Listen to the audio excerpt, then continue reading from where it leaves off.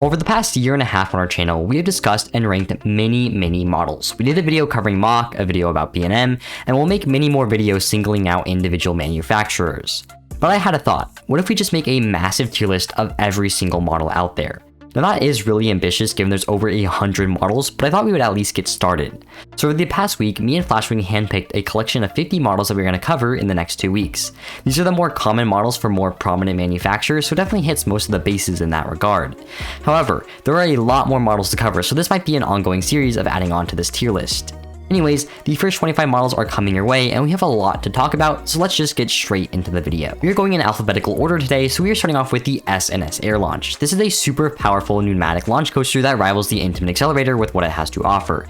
The thing that I love about these specific coasters are the full layouts that follow amazing launches.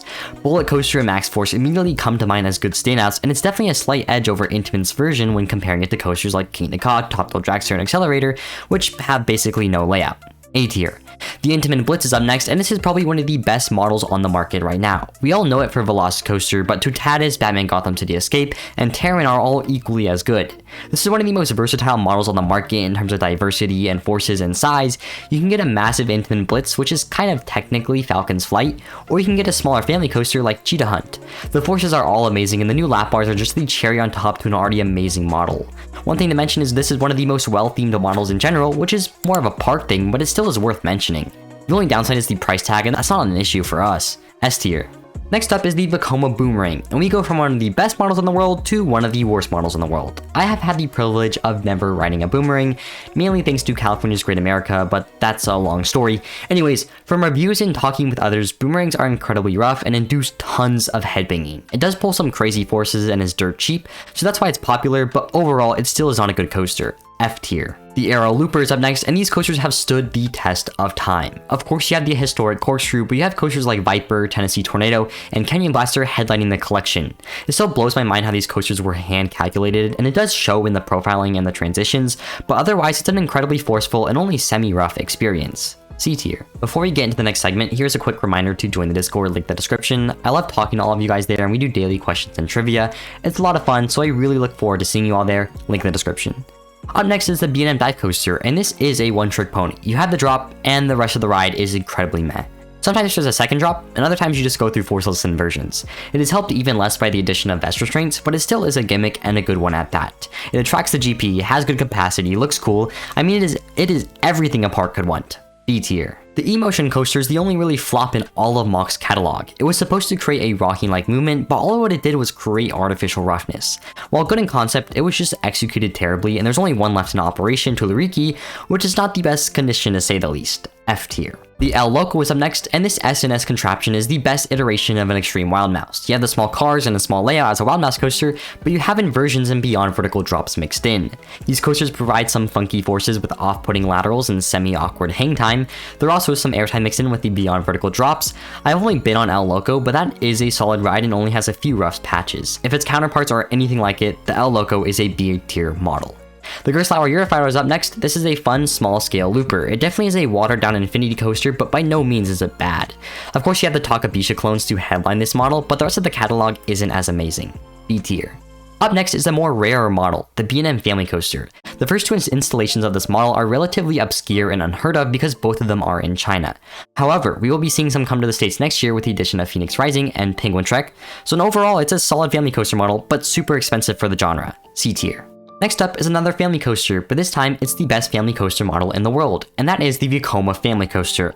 Now on the surface this doesn't look that amazing, but if you open that catalog you will understand. You have Tron, a master class in motorbike coaster, Seven Dwarfs Mine Train, a solid family coaster, and the one and only Guardians of the Galaxy Cosmic Rewind, which may be the best theme park experience on the planet.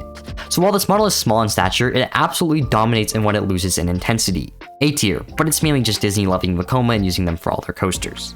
The Vekoma Firestorm is up next. This is a new gen Vekoma launch coaster with 3 inversions. It's pretty large on scale, but someone has got to explain to me why this is an individual model, because it's part of a larger launch coaster category, but whatever, good ride with some solid inversions, airtime, and pacing. The only one in operation is in Vietnam with another opening in China.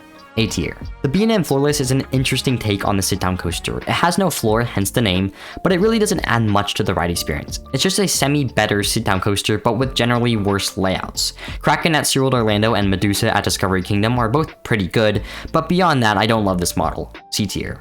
Up next is the B&M Flyer, and this is a peak flying coaster. I think this is pretty much unrivaled. We will talk about the Flying Dutchman, but Vekoma needs to sell more than one of it for it to become a real contender.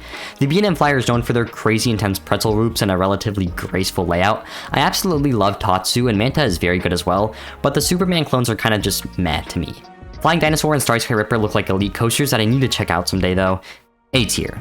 The Free Spin is up next, and god, I hate this model. I've only ridden Joker at Great Adventure, and I was not very pleased with my ride experience. The forces are awkward, and while the spinning is pretty scary, it's not a very enjoyable experience. However, it's a cheap and low-profile coaster that any park can afford. D tier. Next up is the Intamin Hot Racer. This is Intamin's take on the single rail coaster and is nowhere near the level of the RMC Raptor. So far, Big Dipper uses a tire-propelled launch with a smaller layout to provide thrills. It's a bit rough for being a brand new small coaster, but I hope Intamin smoothed out a few kinks with Mahuka opening this year. B tier. Next up, we have the one and only Intamin Hydraulic Launch. This model is highlighted by its powerful launches, and it does have the fastest coaster in the world, Formula Rossa, on its roster.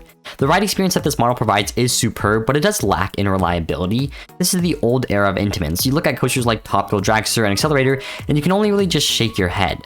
That's another reason this model has pretty much faded out. LSMs have become cheap, popular, and reliable, so why build an Accelerator? The last edition was in 2010, and I don't expect to get one anytime soon. A tier. Since we are going in alphabetical order, we have a bunch of hypercoasters in a row to talk about, and the first one is Arrows. Arrow has two remaining hypercoasters left, Big One and Magnum XL200. Desperado might open the next few years, but its future is uncertain. Both of these coasters are extremely janky and thus have a ton of charm. They provide decently good forces, Magnum more than Big One, and are classics at their respective parks. Overall, it is the weakest hypercoaster model though, C tier. Contrary to Arrow's take on the hypercoaster, B&M is the exact opposite, a glass-smooth and glossed-over experience. The B&M hypercoaster is defined by floaty airtime hills with forceful turnarounds. These layouts, combined with one of the best restraint systems in the world, has all riders in for an absolute treat. Of course, this model is headlined by the one and only Fury 325, which is one of the best coasters on the planet and an absolute speed machine, but there's so many other amazing hypers like Shambhala, Mako, and Goliath. I don't think there's a single bad hypercoaster out there, and there are so many of them, very much deserving of the S tier. The last hypercoaster we're going to talk about in this video is the Mach Hyper. The main one is D3 Rival's hypercoaster, which is a little overrated. There's also the Flash clones in China and Turkey, but I don't know much about them. And then there's Hyperia opening this year. I feel like a broken record saying this, but Hyperia is seriously one of the best looking coasters on the planet. The banking is absolutely demonic and completely inhuman. I hope it rides as well as it looks because it looks amazing. I'm really excited for all you UK enthusiasts because you are truly getting the coasters of your dreams. A tier. Next up is not a hypercoaster, but it does have hyper in the name. The Vekoma Hyper Space Warp. These are super small scale new gen clones that look to ride decently well. Standing at over 100 feet, these rides are able to pack in 3 inversions, airtime, and positive Gs. It really highlights Vekoma's improvements and looks like a solid small scale coaster. B tier. The Gerstlauer Infinity is up next, and this is a very good model. This is essentially the upscaled and better version of the Eurofighter. The trains are much bigger and the layouts are also bigger.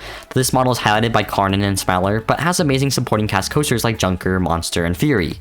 Overall, this is a super solid model, especially with those lap bars. I think Smiler is the only one with the over-the-shoulder restraints. From my experience with hang time, the lap bars are very comfortable though. A tier.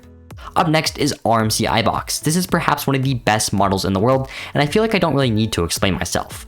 Iron Gwazi, Steel Vengeance, Air Force One, Zadro, Wildcat's Revenge, Iron Rattler, Untamed. I feel like the list just goes on and on and on.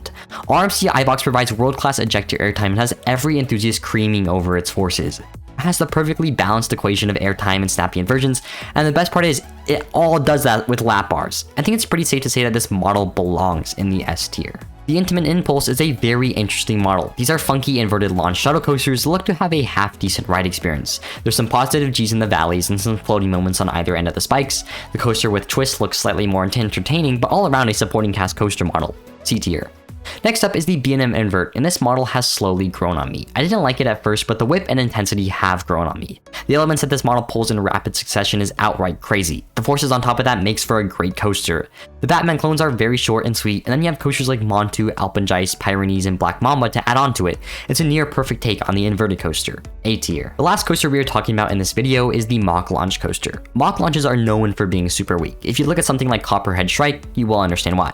But Mach Launch Coasters generally have good layouts. else. And if you look at something like Copperhead Strike, you will understand why. The very popular Bluefire clones are aight, but there's a handful of better examples. Manta is a near perfect family coaster packed with airtime, Helix is an amazing terrain coaster, and Beyond the Clouds looks like it has solved the weak launch problem. And the One Planet Edition looks amazing. Starfall Racers looks like world class and maybe the best dueling coaster in the world when it opens. Overall, super versatile launch coaster, A tier.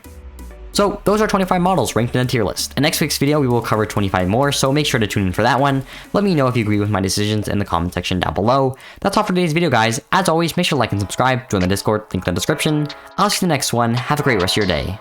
Goodbye.